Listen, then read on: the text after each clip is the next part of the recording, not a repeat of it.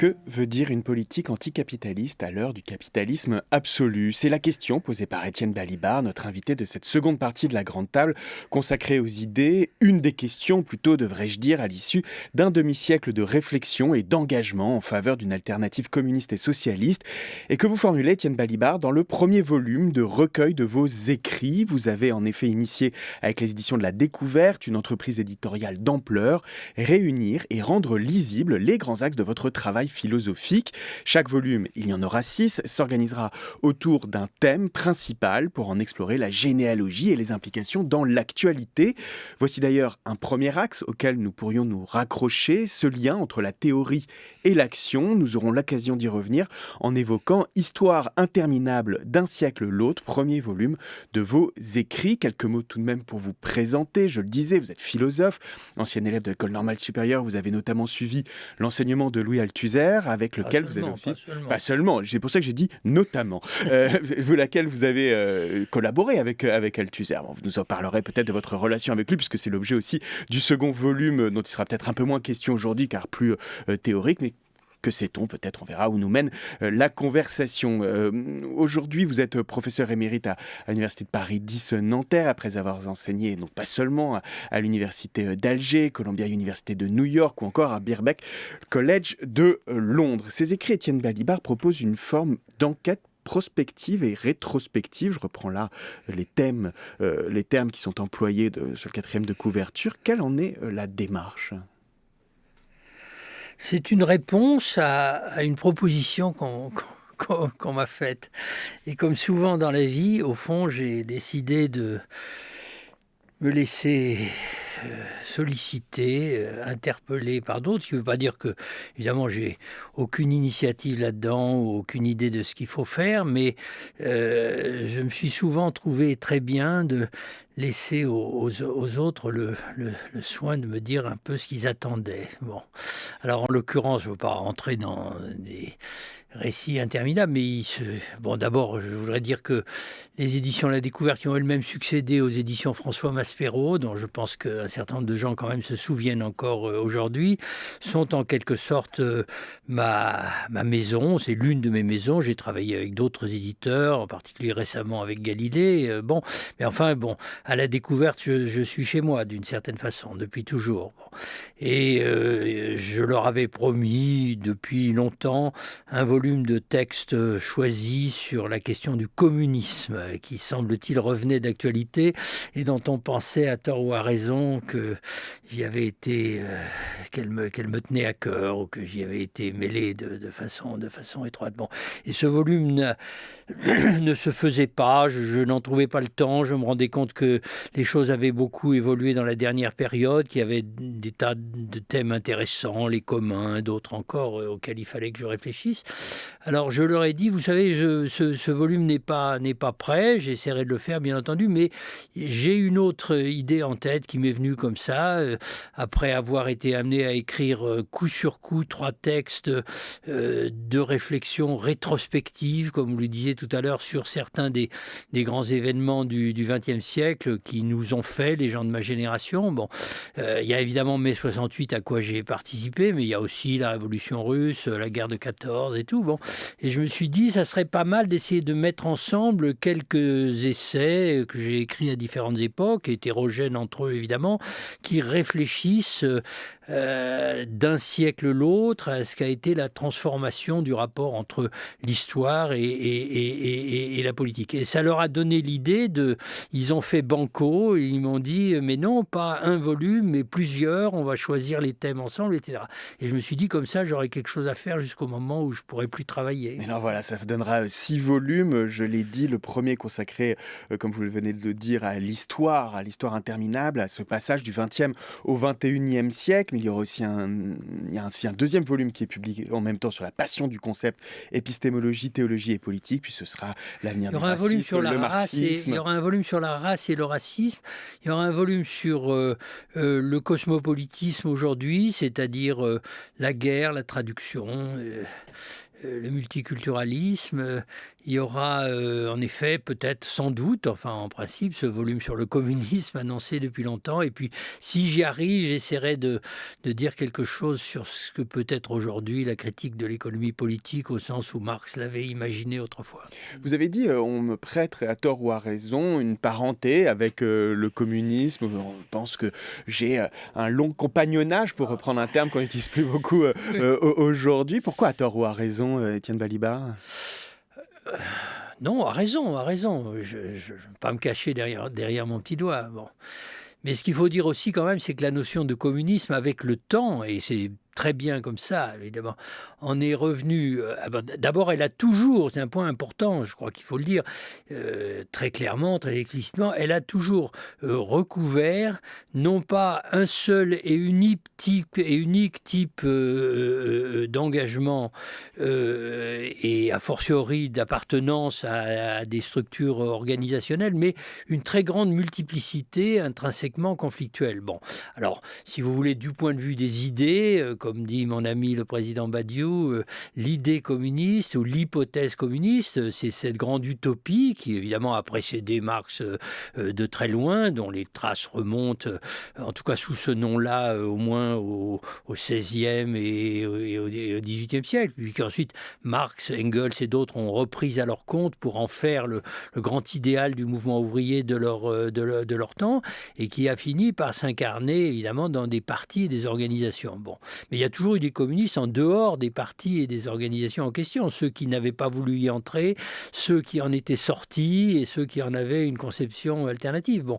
Alors moi, j'ai été pendant 20 ans, entre 1961, c'est-à-dire vers la fin de la guerre d'Algérie, au moment où dans ma génération, tout le monde cherchait la forme la plus efficace d'engagement politique anti-impérialiste, jusqu'en 1981, un petit peu avant l'élection présidentielle, au moment où j'ai été exclu, on pourrait même dire je me suis fait exclure du Parti communiste français, un membre de cette organisation. Donc, d'une certaine façon, c'est pour ça que je disais à tort ou à raison, bon, pour certains, c'est un badge, c'est un titre pas de gloire, mais enfin, disons, d'expérience.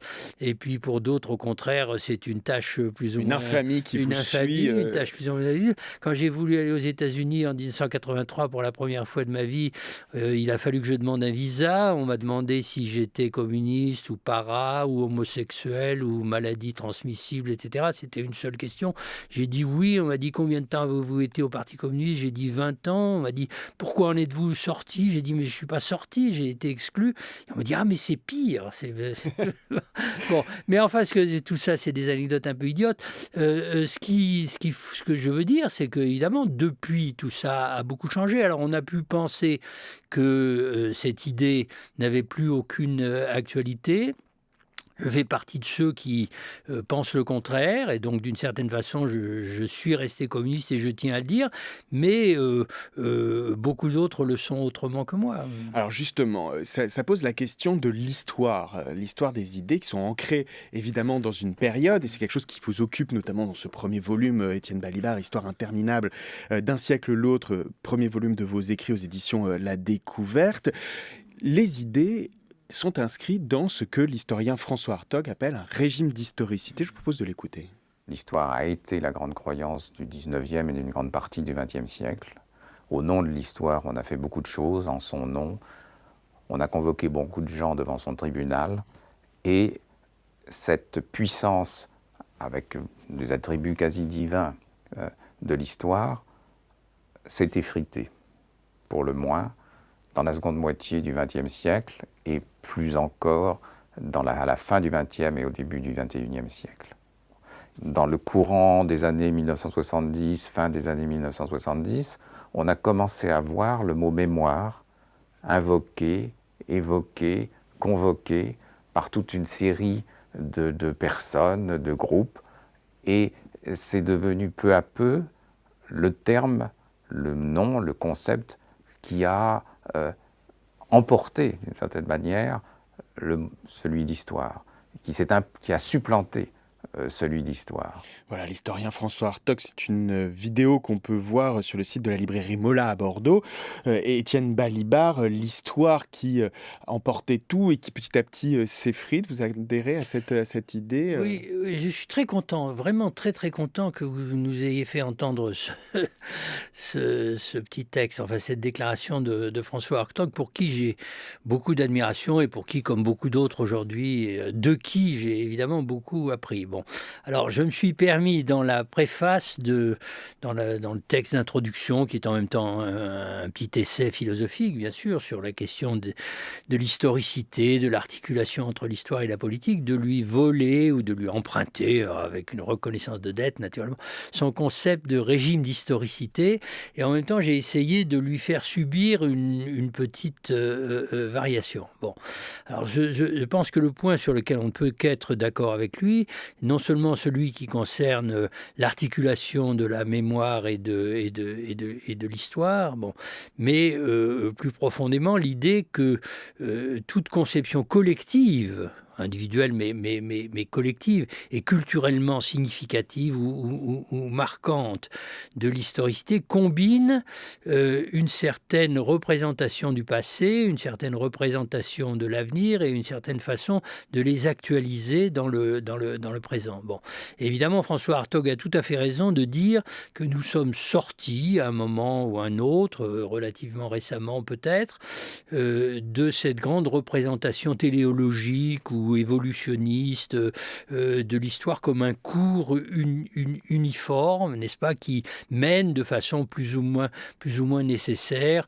de l'avenir dépassé pour toujours au futur, soit souhaitable, soit catastrophique, dont nous serions en quelque sorte les maillons ou les instruments de transition. Et comme vous le savez, il a tiré de l'idée que cette représentation était, à laquelle Marx naturellement appartenait complètement, bon, et d'autres aussi, était aujourd'hui tombé en désuétude, le concept de présentisme, c'est-à-dire l'idée que nous vivons dans un présent qui est en quelque sorte obsédé uniquement par lui-même, par le court terme, par l'oubli immédiat des expériences du passé et l'absence de perspective d'avenir. Bon, alors c'est sur ce point que j'ai essayé, en me servant aussi d'autres références bien sûr, d'introduire des variantes.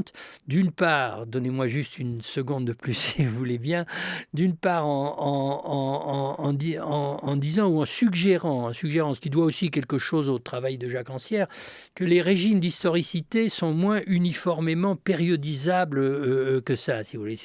Bon, et en particulier que ces façons spécifiques de nouer l'avenir et le passé pour en faire l'objet d'une activité présente sont liées à la trace de certains grands événements historiques. Donc, c'est pour ça que j'ai parlé de la trace de la guerre de 14, de la trace de la révolution russe, contradictoire comme chacun sait, de la trace de mai 68, de la trace de la décolonisation. Bon, mais d'un autre côté, j'ai aussi essayé, comme beaucoup d'autres aujourd'hui, de me poser la question de savoir comment nous faisons face au fait que l'avenir qui marque déjà de toutes les façons possibles le présent dans lequel nous vivons aujourd'hui, est frappé d'une absolue incertitude entre la perspective de la catastrophe ou de l'effondrement que met à l'ordre du jour le réchauffement climatique. Le dérèglement climatique et plus généralement la destruction de l'environnement planétaire,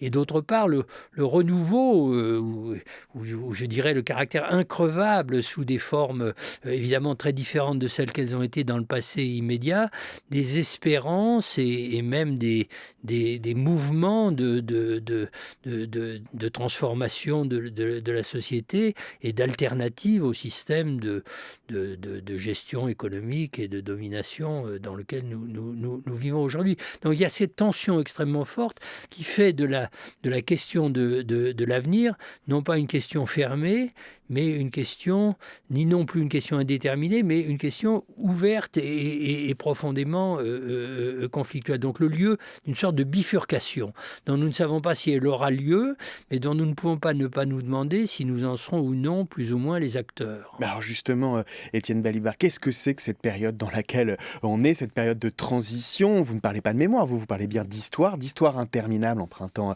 là à Sigmund Freud le titre d'un de ses essais. Freud à travers Althusser. À Puisque travers vous aviez Althusser, dit tout à l'heure que je étais lié, je bon, vais le reconnaître. on fera pas cette généalogie si vous le voulez bien. En revanche, c'est vrai qu'il y a une tentative de définition à partir de votre propre expérience personnelle, mais aussi d'une réflexion sur l'époque de cette période que nous vivons, cette période de transition, puisque il y a eu un court XXe siècle, pour reprendre l'expression de l'historien marxiste britannique Eric Hobsbawm, qui allait de 1914 jusqu'à 1989-91 à peu près, et on rentre petit à petit dans le XXIe siècle, à partir de 91, mais qui se réalise vraiment à partir de 2001, après le 11 septembre, et dont on ne sait toujours pas très bien comment le caractériser. Alors il est de bon ton aujourd'hui de citer Antonio Gramsci, quelle que soit la personnalité et sa façon de penser. On aime bien citer Gramsci: le vieux monde se meurt, le nouveau monde tarde à apparaître, en oubliant souvent la fin qui dit et c'est dans ce clair-obscur que surgissent les monstres. Comment définir notre période, Étienne Balibar? Je ne suis pas devin. Je ne suis parlons du présent, alors, si vous le voulez bien. Oui. Mais évidemment, j'appartiens à une tradition de pensée qu'on peut être tenté de caractériser comme intellectualiste. Quelque chose à voir avec la passion du concept dont il est question dans l'autre recueil, et que évidemment je ne m'approprie pas moi tout seul, mais dont je cherche plutôt les exemples chez d'autres, parmi lesquels figure ou pourrait figurer Gramsci, dont le mot d'ordre ou dont l'obsession, je serais tenté de dire, est en quelque sorte si obscure, si compliquée, si équivoque que soit la situation dans laquelle on se trouve, il faut essayer de comprendre. Il faut essayer de comprendre. Bon. Et moi, je ne connais pas d'autres moyens pour comprendre que d'essayer de reconstituer des lignes de force. Et surtout, c'est ce qui vient de la tradition dialectique dont il faut faire l'usage le moins stéréotypé ou le moins mécaniste possible. Il faut mettre en évidence des contradictions. C'est-à-dire qu'il faut pas se dire le présent dans lequel nous sommes est gros d'un avenir déterminé. Il faut se dire le présent dans lequel nous sommes est gros d'un avenir incertain, mais la nature des alternatives doit pouvoir faire quand même l'objet non seulement d'une spéculation, mais d'une analyse.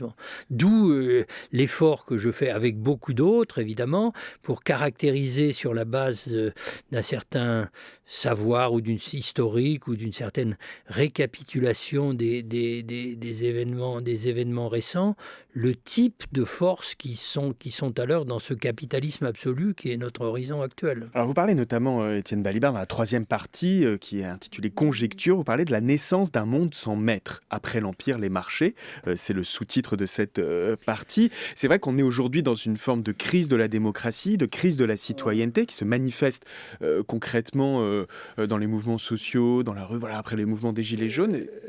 Le monde sans maître, c'est pas la crise de la démocratie. Je serais presque tenté de dire, si vous voulez, que c'en est une condition de possibilité, parce qu'il appartient quand même à l'essence de la démocratie de ne pas se reconnaître ou de ne pas se soumettre à quelque chose comme un maître absolu. Le texte qui porte ce titre, je le dis et je pense que les auditeurs le devinent, dans ce livre, la partie qui s'appelle Conjecture recueille des textes dans lesquels je suis conscient d'avoir dit beaucoup de sottises, d'avoir fait beaucoup d'hypothèses, parce qu'il fallait essayer de savoir où on en était, qui ne tiennent pas tout à fait la route, ou qui en tout cas ont besoin de sérieuses corrections. Bon, alors là, il s'agissait de la sollicitation du journal Libération en 2011, et puis ensuite j'ai un peu étendu les choses, de dire 10 ans après ce qui s'était passé au moment de l'attentat des Twin Towers et du 11 septembre 2001. Hein.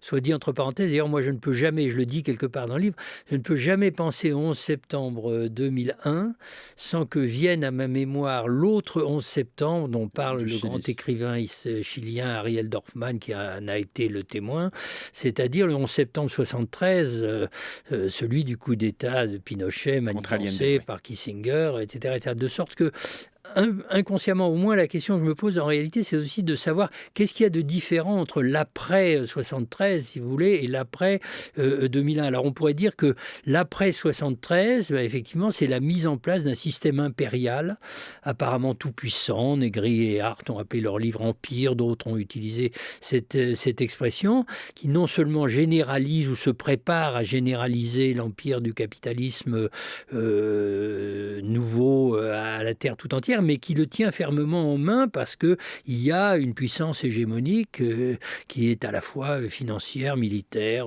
idéologique, etc. Bon. Et naturellement, le 11 septembre 2001, ce n'est pas l'effondrement pur et simple de cette puissance. Et d'ailleurs, suivant les jours, aujourd'hui même, on voit bien que les commentateurs sont tentés de dire, ou bien vous voyez le déclin américain s'accélère, ou bien au contraire, ah ben non, ils sont pas si impuissants que ça, etc.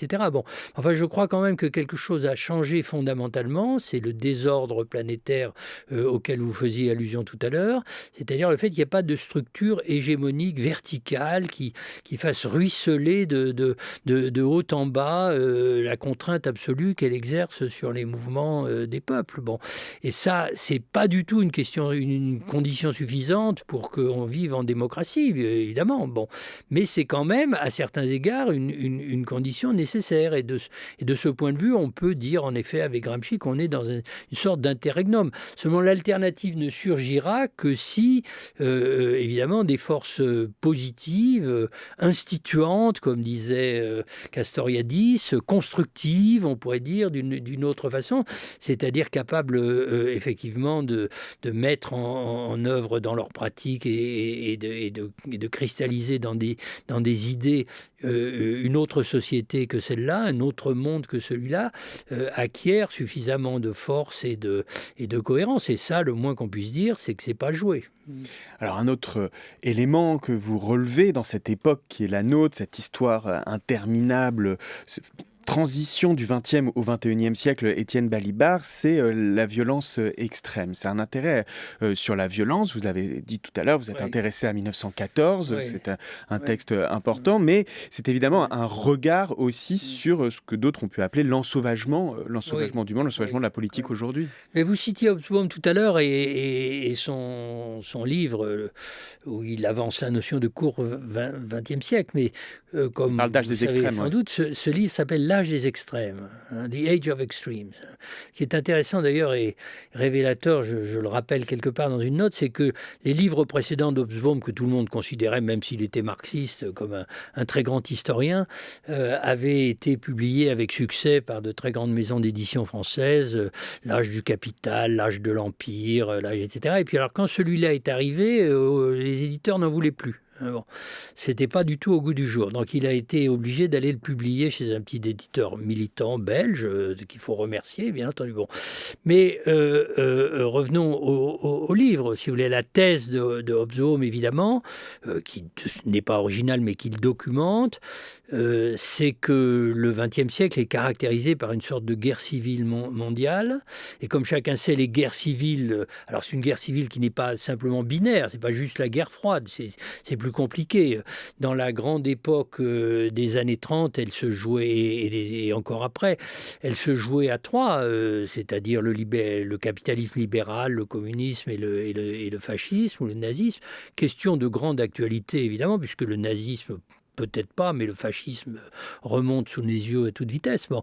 Et il avait repris à son compte et développé à sa façon l'idée que pour cette raison, parce que les guerres civiles, comme chacun sait, sont encore plus cruelles que toutes les autres, on avait assisté au surgissement de formes de violence qui transgressaient les seuils considérés comme acceptables. Bon, tout ça peut se discuter, évidemment. Bon.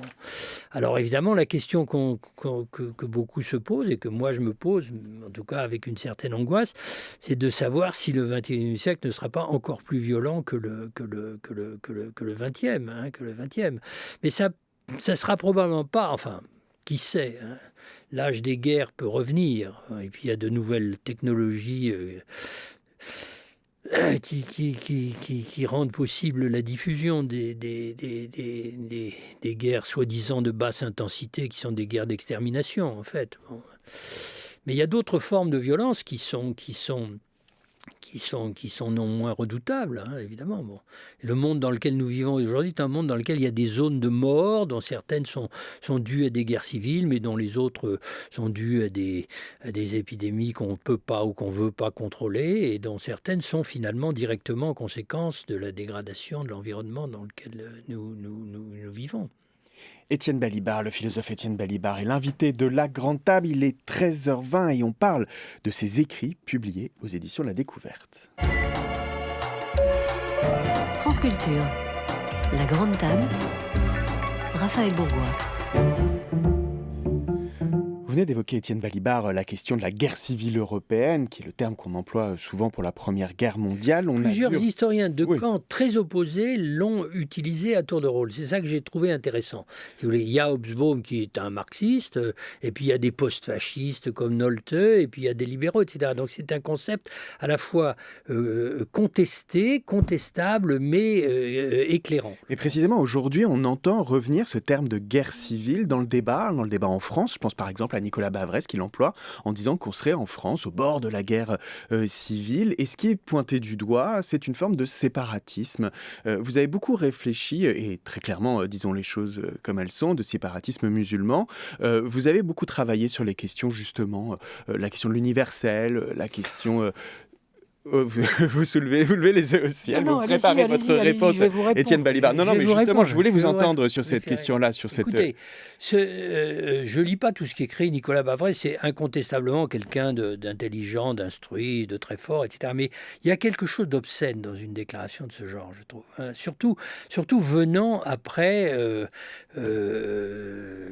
les épisodes historiques que nous venons d'évoquer, et après que j'ai été amené à dire que le fascisme était peut-être en train de relever la tête, etc. Nous ne vivons pas... Il y a des pays dans le monde aujourd'hui qui vivent dans des situations de guerre civile. Ce n'est pas le cas de la France. Hein. Bon, la France est en effet en train d'entrer, depuis quelque temps déjà, dans quelque chose d'inquiétant qui existe un peu partout en Europe sous des formes diverses, qui est l'ingouvernabilité. Bon, mais l'ingouvernabilité, c'est pas la guerre civile. Ça peut la faire redouter, mais on n'en est pas là. Bon, et évidemment, il faut se poser la question de savoir pourquoi la France est ingouvernable. Alors, c'est peut-être parce que certaines des contradictions de la société française ont atteint une certaine limite ou dépassé certains seuils, mais c'est peut-être aussi, et c'est évidemment, vous en doutez ce que je pense, parce qu'on essaie de la gouverner d'une façon qui est incompatible avec les véritables besoins et les véritables demandes de la société française. Alors, quant à identifier le soi-disant séparatisme, ça, bon, on a eu le communautarisme, maintenant le séparatisme, c'est le dernier mot à la mode pour désigner l'ennemi intérieur et identifier à cet ennemi intérieur non pas les terroristes qui existent, en effet, sans aucun doute, mais la dite communauté musulmane, ou on dit quelquefois aussi arabo-musulmane, c'est-à-dire des quantités de citoyens français de religion ou d'origine nord-africaine, ceux qu'autrefois on appelait justement les musulmans, ou plus un certain nombre d'étrangers vivant en France, comme il y en a beaucoup d'autres, ça c'est un discours de pousse au crime. C'est un discours qui est précisément destiné à fan the flames, comme on dirait en anglais, à souffler sur les braises, de façon à faire surgir en France, au-delà des conflits qui existent aujourd'hui, il y en a de toutes sortes, hein, et pas seulement dans les banlieues, des phénomènes de violence raciste. Mais il y a aussi un conflit d'interprétation théorique. historique, Étienne Balibar. Aujourd'hui, on voit s'affronter différents courants sur la notion d'universel, bien par sûr. exemple. Et la notion d'universalisme, et vous avez pris position très fortement sur ce sujet en disant il est possible de dire il y a un universalisme et une approche de la laïcité qui sont devenus des discours d'exclusion. Est-ce que vous pourriez élaborer un petit peu, parce qu'on a souvent justement réduit votre pensée à cette formule. Je vous remercie de me poser la question. Ce n'est pas directement l'objet des textes qui sont dans les deux recueils dont nous parlons, mais notre c'est discussion normal, nous fait penser. et c'est une transition tout à fait normale. Bon. Alors, d'abord, je voudrais que les choses soient tout à fait claires. Je me pense, je me veux et je me crois non pas un adversaire de l'universalisme, mais au contraire un défenseur, un promoteur, un théoricien de l'universalisme comme valeur fondamentale, non seulement intellectuelle, morale, mais aussi politique et institutionnelle. Donc pour moi, la question n'est pas de savoir si on est pour ou contre l'universalisme, mais c'est de savoir comment on le comprend. Bon. Et évidemment, sur ce point, vous l'avez bien vu, à toutes sortes de débats très intéressants qui se développent depuis plusieurs années déjà. Non seulement il n'y a pas une seule conception, mais il y a des choix à faire. Bon. Et en particulier, il y a un choix à faire sur la question de l'héritage des Lumières ou de la combinaison de l'héritage des Lumières avec, disons, le passé colonial de la civilisation européenne et d'un État comme la nation française. C'est très intéressant de discuter sur ce point avec de grands intellectuels africains, par exemple, comme Achille Mbembe ou comme Souleymane Bachir Diagne, etc.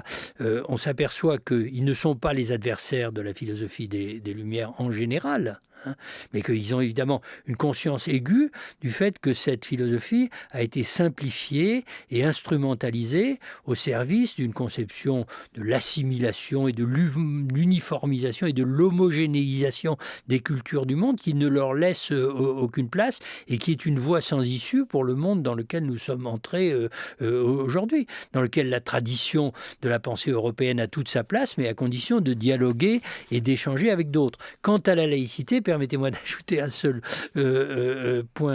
mot sur ce point.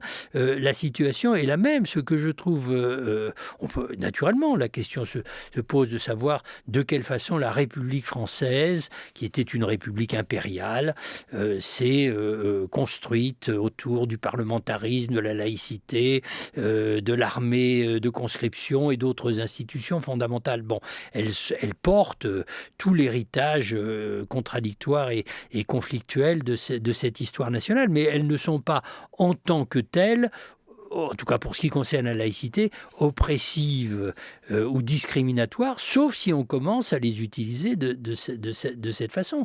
Bon, donc j'ai écrit, moi, un texte parmi d'autres au moment de l'affaire du Burkini, mais Jean Bobéro et d'autres ont écrit des choses très, très semblables.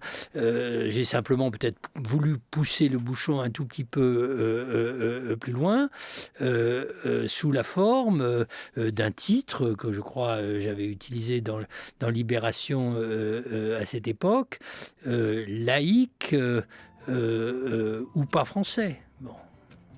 Merci beaucoup Étienne Balibar, on avait encore beaucoup de questions à vous poser, on aurait pu faire durer cette conversation bien longtemps, mais que voulez-vous, c'est la loi de la radio, à un moment il faut que ça s'arrête. Étienne Balibar, donc vous publiez Histoire interminable d'un siècle à l'autre, un recueil de vos écrits aux éditions de la Découverte, citons aussi Passion du concept, et on attend les 4 autres volumes. Merci beaucoup à toute l'équipe pour la grande table culture, Oriane Delacroix et Henri Leblanc, pour la grande table idée, Bruno Barada et Laura Dutèche-Pérez, avec l'aide précieuse de Philomène Vuillard et de Marceau Vassy. À la réalisation aujourd'hui, c'était Philippe Baudouin, et à la technique, Jordan Fuentes. Je signale, puisque vous le citiez, qu'Achille Mbembe, qui publie donc Brutalisme aux éditions de la Découverte, sera l'invité de la grande table d'Olivia Gesbert la semaine prochaine.